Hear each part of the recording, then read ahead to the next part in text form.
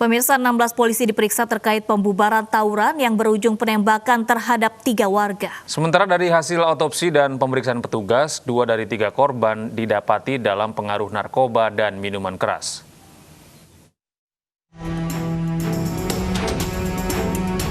Belas anggota Polsek Ujung Tanah Makassar diperiksa terkait insiden penembakan saat pembubaran tawuran.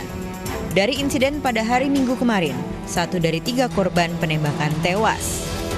Berdasarkan hasil otopsi dan pemeriksaan, 3 korban disebut mengonsumsi narkoba saat kejadian. Fakta-fakta dan juga prosedur-prosedur dilaksanakan. Nah, terkait dengan itu juga, ini kan ada senjata yang digunakan oleh personil tersebut. Nah, senjata tersebut juga sudah diamankan oleh Propam. Nantinya akan kita cek, karena memang dalam setiap prosedur penembakan itu harus jelas dari jenis senjata mana yang dilakukan penembakan dan siapa yang mempunyai organik senjata tersebut. Ini nanti akan kita dalami.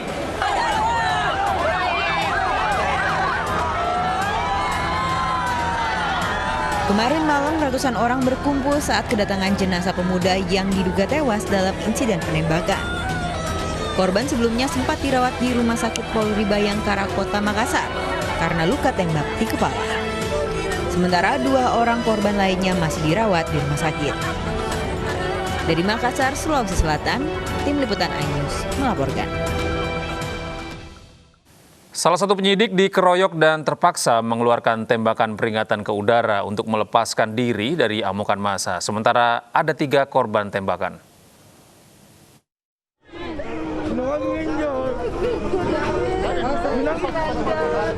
Isak tangis keluarga dan kerabat pun pecah saat jenazah korban keluar dari Rumah Sakit Bayangkara menuju ambulans.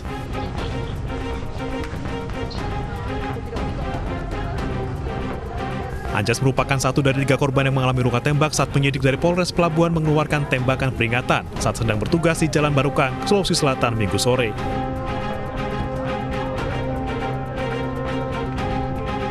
Sebelumnya, salah satu penyidik Bribka Uskan dikeroyok dan terpaksa mengeluarkan tembakan peringatan ke udara guna melepaskan diri dari amukan massa. Di saat yang sama, ketiga korban Anjas, Iqbal, dan Amar terkena tembakan. Pelaku yang tembak kak ada di ujungnya Barukang 1. Terpaksa kasih begini kak tembak tembak langsung. Sampai ancam atau bagaimana? Tidak ada ancaman, langsung tembak. Kaki di? Iya. Dalam video amatir, terekam aksi koboi polisi saat membubarkan sekelompok pemuda dengan tembakan senjata berulang kali di Jalan Barukang, Makassar, Sulawesi Selatan. Sejumlah pemuda terkena peluru milik petugas hingga jatuh dan bersimbah darah. 6 polisi yang bertugas saat itu diperiksa di Ditpropam Polda Sulawesi Selatan. Dari Makassar, Sulawesi Selatan, Yul Jusfin, iNews melaporkan. 2 hari pasca insiden penyerangan, layanan di Polsek Ciracas, Jakarta Timur berjalan normal. Meski demikian, Polsek Ciracas dijaga dengan pengamanan ketat.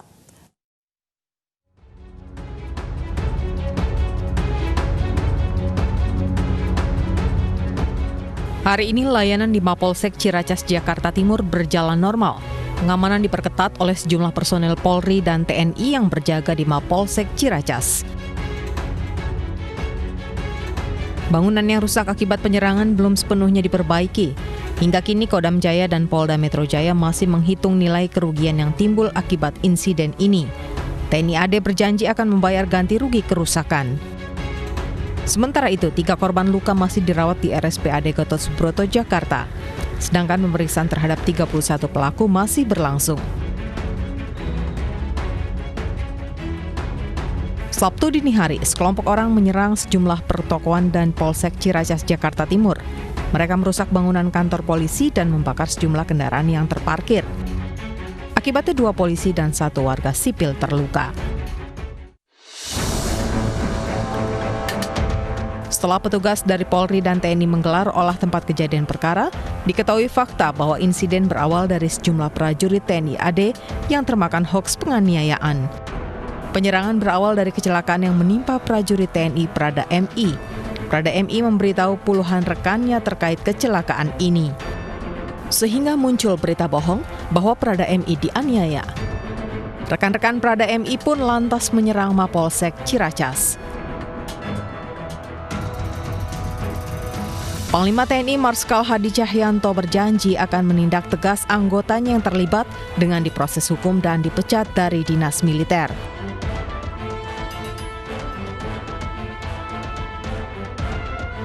Sementara menurut Kepala Staf TNI Angkatan Darat Jenderal Andika Perkasa, Kodam Jaya telah memeriksa 31 anggota TNI yang terlibat.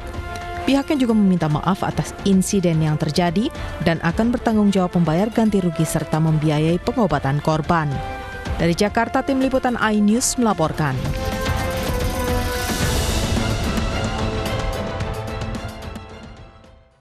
Bareskrim Polri telah memeriksa ratusan saksi terkait kebakaran Kejaksaan Agung. Salah satunya yang diperiksa adalah pejabat Kejaksaan Agung.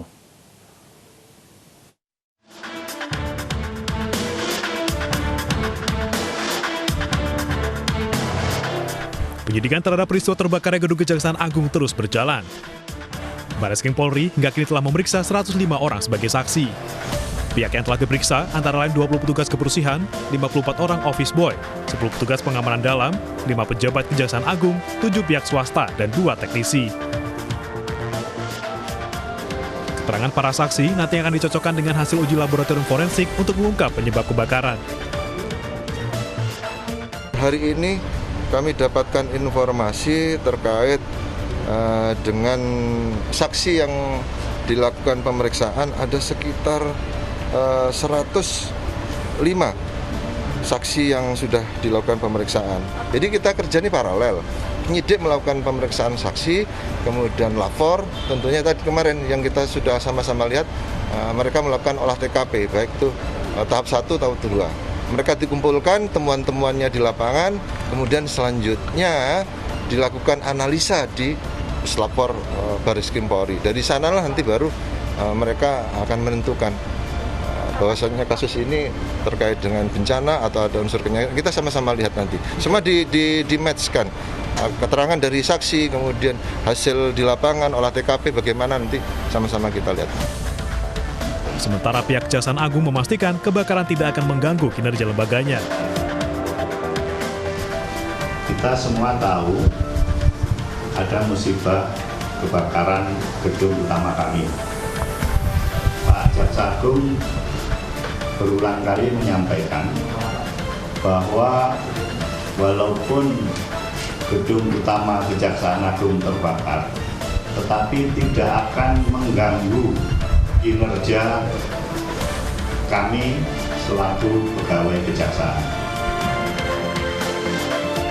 Hingga kini, polisi belum mengungkap penyebab insiden kebakaran yang terjadi pada 22 Agustus lalu. Tim Liputan iNews melaporkan.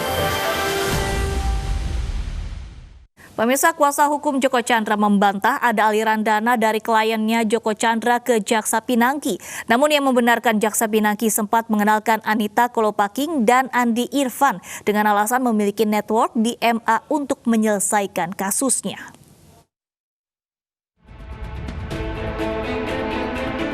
Pada pemeriksaan tersangka Joko Chandra pada hari Senin, buronan kelas kakap itu kembali bungkam saat digiring pihak kepolisian menuju mobil tahanan.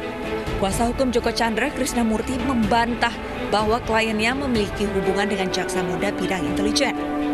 Selain itu, berdasarkan keterangan Krisnamurti, Jaksa Pinangki menegaskan memiliki jaringan untuk menyelesaikan perkara hukum Joko Chandra di Mahkamah Agung.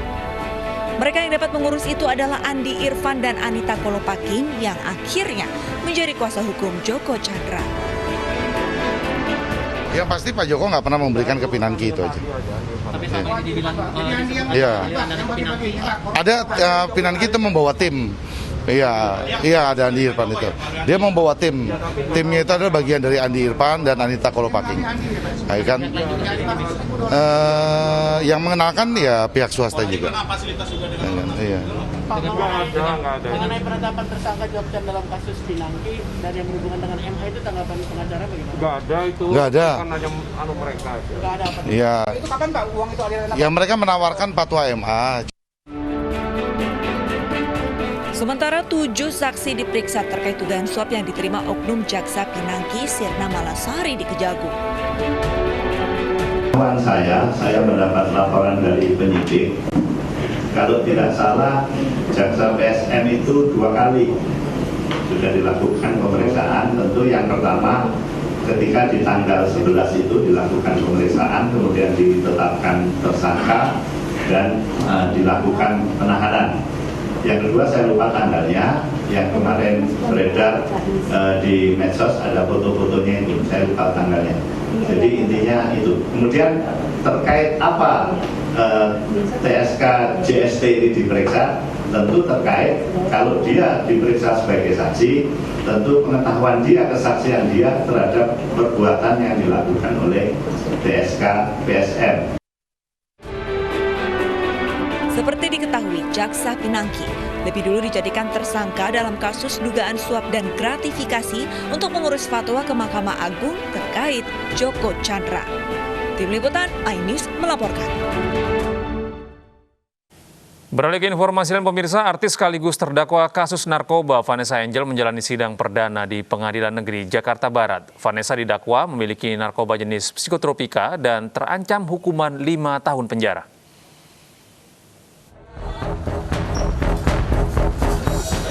Terdakwa kasus narkoba Vanessa Angel menjalani sidang perdana di Pengadilan Negeri Jakarta Barat. Ia didampingi suami dan kuasa hukumnya. Jaksa mendakwa Vanessa terbukti memiliki narkoba jenis psikotropika berupa 20 butir pil Xanax tanpa resep dokter. Vanessa terancam hukuman 5 tahun penjara. Menanggapi dakwaan ini, Vanessa mengaku siap menerima dan tidak akan mengajukan eksepsi. Ya karena memang nggak ada yang harus ditolak, memang biar cepat aja sidangnya. Karena emang iya. Tapi yang jelas sih yang penting aku bisa sama anakku sama suamiku aja lah. Itu aja sih yang paling penting. Pada Maret lalu, Vanessa bersama suami dan asistennya diciduk di kediamannya di Jakarta. Polisi menemukan 20 butir psikotropika tanpa resep dokter. Meski hasil tes urin negatif narkoba, Vanessa tetap berstatus tersangka dan menjadi tahanan kota. Kejaksaan Negeri Jakarta Barat mengabulkan permohonan tahanan kota yang diajukan Vanessa karena ia memiliki bayi dan masih menyusui. Dari Jakarta, Tim Liputan iNews melaporkan.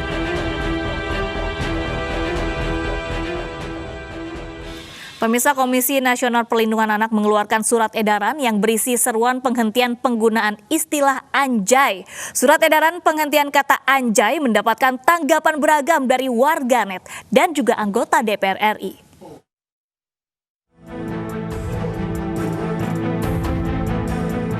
Komisi Nasional Perlindungan Anak atau Komnas PA mengeluarkan surat edaran yang berisi seruan penghentian penggunaan kata anjay. Dalam edaran yang dikeluarkan 29 Agustus lalu, Komnas PA meminta publik menghentikan penggunaan istilah anjay untuk tujuan merendahkan dan melecehkan. Keluarnya surat dari Komnas PA yang merupakan organisasi independen pun membuat heboh media sosial. Namun warganet justru memprotes beredarnya surat tersebut kepada KPAI, bukan kepada Komnas PA. Ini ditempatkan bagaimana kata istilah anjay itu?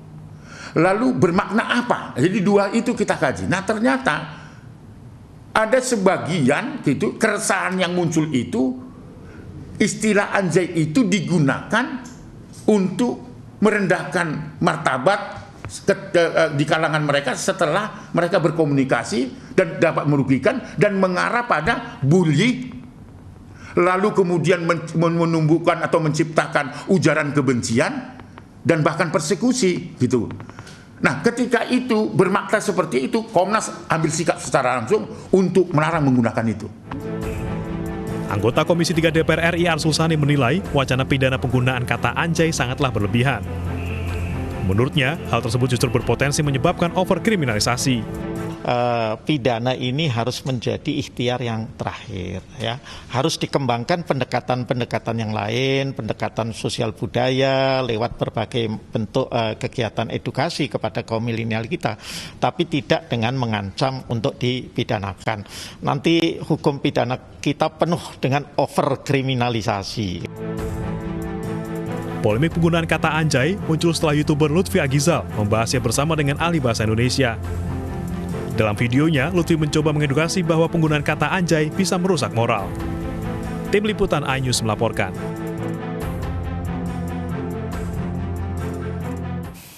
Unjuk rasa puluhan mahasiswa di Kabupaten Bulukumba, Sulawesi Selatan berlangsung ricuh. Anyus Bagi akan segera kembali dengan informasi lengkapnya.